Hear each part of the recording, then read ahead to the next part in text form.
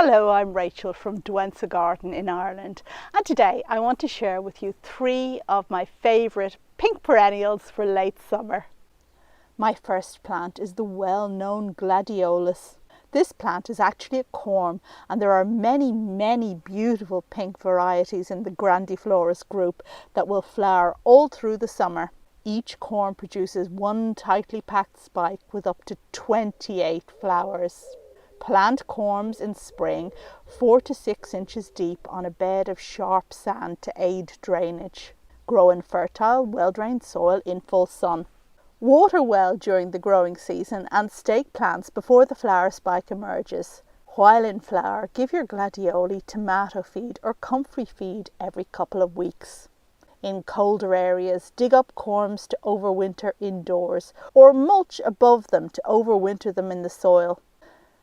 My second garden perennial is border phlox. Phlox paniculata makes billowing mounds of scented flowers from mid to late summer and is easy to find in shades of pink.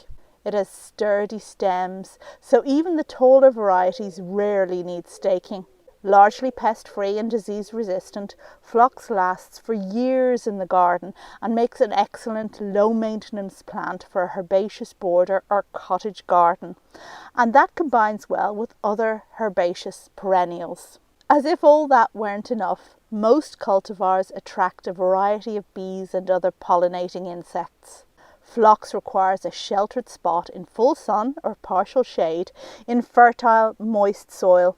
Normally it'll need no watering or feeding except in times of drought. Cut withered stems to the ground in spring and await new growth. Phlox is hardy to lower than -20 and makes excellent cut flowers for the house. My final pink perennial is a bulbous plant known as the swamp lily, but don't be fooled by its name. It doesn't require swamp conditions. Crinum ex Powellii produces soft pink flowers in succession from late summer to autumn. The flowers come in succession from a central point and the stems rise above their foliage. Each flower stem can produce up to 10 flowers. This plant is best left to form a large clump in the border. It'll be evergreen in mild climates but loses its long narrow leaves in more temperate zones like mine.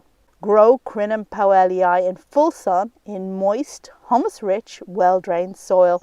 Deadhead by nipping out spent blooms with your fingernail until the flower spike is completely spent, then cut to the ground.